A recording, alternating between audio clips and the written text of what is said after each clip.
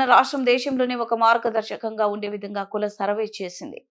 1931 ఆంగ్లేయుల కాలంలో జరిగిన కులాల సర్వే తిరిగి తెలంగాణ రాష్ట్ర ప్రభుత్వం మా నాయకుడు రాహుల్ గాంధీ భారత్ జోడో యాత్రలో ఇచ్చిన మాట ప్రకారం అధికారంలోకి వస్తే కుల సర్వే చేస్తామని చెప్పారు. తెలంగాణ ప్రభుత్వ ముఖ్యమంత్రి రేవంత్ రెడ్డి, ఉప ముఖ్యమంత్రి Bhatti Vikramarka, sub committee chairman Uttam Kumar Reddy, సహచర కేబినెట్ మంత్రులు PCC chief Mahesh Kumar Goud party పక్షాన నిర్ణయం తీసుకుని ఫిబ్రవరి 4, 2024 కేబినెట్ లో తీర్మానం చేసుకుని ఫిబ్రవరి 16, 2024న హుస్నాబాద్ బిడ్డగా బలహీన వర్గాల శాఖ మంత్రిగా శాసనసభలో తీర్మానం ప్రవేశపెట్ట నిర్ణయం నుండి నివేదిక వరకు మళ్లీ ఫిబ్రవరి 4, 2025 సంవత్సర కాలంలోపు నివేదికను ప్లానింగ్ డిపార్ట్మెంట్ ద్వారా ఈ నివేదికను తీసుకుంది. బలహీన వర్గాల శాఖ మంత్రిగా నేను ప్రతిపక్ష భాగస్వామిని. కేబినెట్ నిర్ణయాలు ప్రభుత్వం జీవో ఇచ్చి ప్లానింగ్ బోర్డుతో సర్వే చేయించాలని పిఎస్ ఇతర అధికారులు అనేక సమావేశాలు నిర్వహించారు. రాష్ట్ర ముఖ్యమంత్రి రేవంత్ రెడ్డి గారు, ఉప ముఖ్యమంత్రి భట్టి విక్రమార్క గారు, sub committee chairman Uttam Reddy గారు, గౌరవ సహచర కేబినెట్ సభ్యులు పిసిసి అధ్యక్షులు మహేష్ కుమార్ గౌడ్ గారు, అదేవిధంగా మొత్తం యావత్ పార్టీ పక్షాన నిర్ణయం తీసుకొని ఫిబ్రవరి 4, 2024 నాడు కేబినెట్ తీర్మానం చేసుకొని మీ హుస్నాబాద్ బిడ్డగా రాష్ట్ర మంత్రిగా 16వ తారీఖు 2వ నెల 2024 నాడు శాసనసభలో తీర్మానం చేసుకొని నిర్ణయం నుంచి నివేదిక దాకా మళ్ళీ 4వ తారీఖు ఫిబ్రవరి 2025 నాడు సంవత్సర కాలం లోపల నివేదికను ప్లానింగ్ డిపార్ట్మెంట్ ద్వారా రాష్ట్ర వ్యాప్తంగా కార్యక్రమం చేపట్టి ఎలా ఈ నివేదిక తీసుకోవడం జరిగింది. నేను ప్రత్యక్షంగా భాగస్వామిని.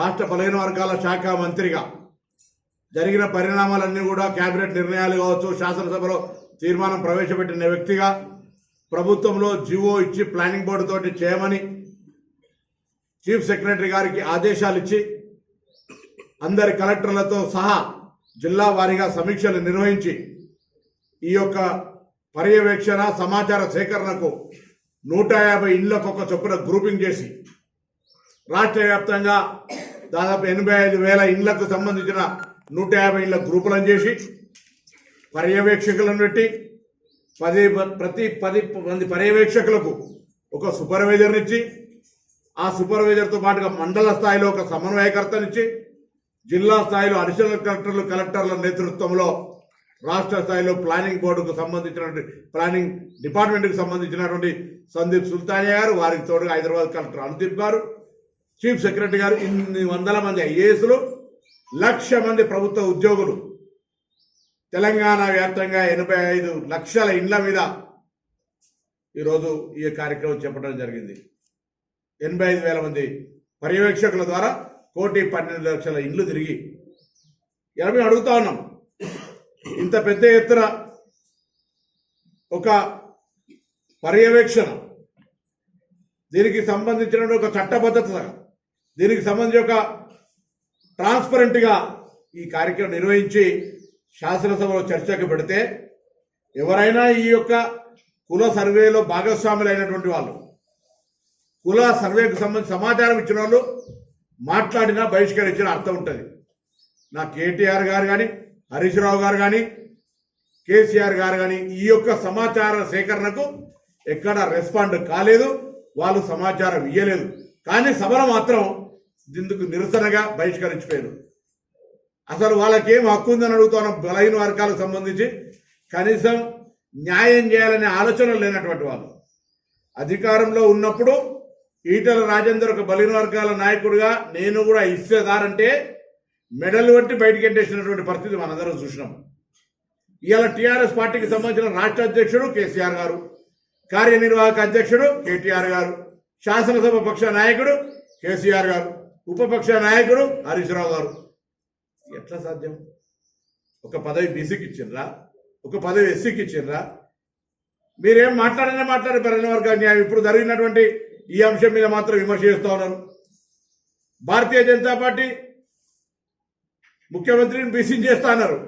ఆఖరికి శాసనసభ పక్ష నాయకుడు పాయల్ శంకర్, ఆదిలాబాద్ ఆయన మంచి బీసీ నాయకుడు, ఆయన చేయలే, మహేశ్వర్ రెడ్డి చేసిరు. వాళ్ళ పార్టీ అంతర్గతం కావచ్చు, కానీ ఆ పార్టీకి బలహీన వర్గాల గురించి మాట్లాడే హక్కు లేదు. ఎందుకంటే కేంద్రంలో నరేంద్ర మోడీ గారి నాయకత్వంలో మేము కులగణన చేయమని సుప్రీంకోర్టులో అఫిడవిట్ ఇచ్చిన వాళ్ళు వీళ్ళంతా. బలైన వర్గాలకు వ్యతిరేకులు వీళ్ళు.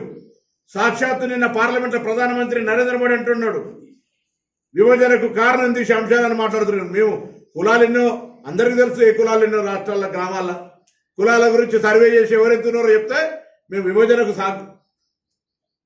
ఇది ఒక మంచి సంప్రదాయం కాదంటాడు. అసలు దేశంలో మతం పేరు మీద ఒక అనేకమైనటువంటి విధ్వంసాలు సృష్టించి ఓట్ల రాజకీయం కొరకు వాడుకుంటుంది మీరు. గ్రామాల రామాలయం ఉంటుంది, మీరు ఒక రామాలయం నిర్మించి దాన్ని రామాలయం నిర్మిస్తే తప్పలేదు. దానికి సంబంధించి అందరు దేశవ్యాప్తంగా అందరు చందాలు ఇచ్చారు. దాని ఏదో ఎన్నికల కొరకు వాడుకునేటువంటి పరిస్థితి జరగడం, ఈ విధంగా చేసి మీకు బలహీన వర్గాలకు సంబంధించిన అంశం మీద మాట్లాడే హక్కు లేదు. ఇక సర్వేకి సంబంధించిన బీసీ మేధావులు, బీసీ ఉద్యమకారులు, బీసీ విద్యార్థి నాయకులకు నిన్న కూడా విజ్ఞప్తి చేసినా, రేపు హైదరాబాద్ కనుక వాళ్ళందరినీ ప్రత్యక్షంగా కలుస్తా ఉన్నా. నేను ఒకటే కోరుతున్నా మీ అందరికీ, అలా తెలంగాణ యావత్ ప్రజానికానికి 1931లో ఈ కుల సర్వే జరిగింది. 2011లో జనాభా లెక్కలు జరిగినాయి. 2021లో జరగాలి, కరోనా వల్ల జరగలే. అది ఇప్పటి వరకు కేంద్ర ప్రభుత్వం మనం జరపలేదు. ఆ యొక్క జనాభా లెక్కలలో బీసీల లెక్క కూడా తీయమని రాహుల్ గాంధీ డిమాండ్ చేస్తుండు. రాహుల్ గాంధీ డిమాండ్ను నీ కులం ఏదో చెప్పమని ఉల్టా ఆయనను విమర్శిస్తున్నాడు. రాహుల్ గాంధీ అంతే ధైర్యంగా పార్లమెంట్లో చెప్తుండ్రు, ఒకనాడు ఇదే పార్లమెంట్లో ఈ జనగణన జరుగుతుంది, ఈ జనములో ఎవరెంతో వారికంతా స్పష్టంగా చెప్తా ఉన్నాడు. సుప్రీంకోర్టు ఆదేశాల మేరకు 50% ఒక నిబంధన ఉంది, దాన్ని కూడా జనాభా ప్రకారం ఎత్తేయాలని చెప్తున్నాడు రాహుల్ గాంధీ. ఇంత దమ్ముండి మాట్లాడుతున్న పార్టీకి సంబంధించిన వాళ్ళం ఇలా తప్పు చేస్తామా?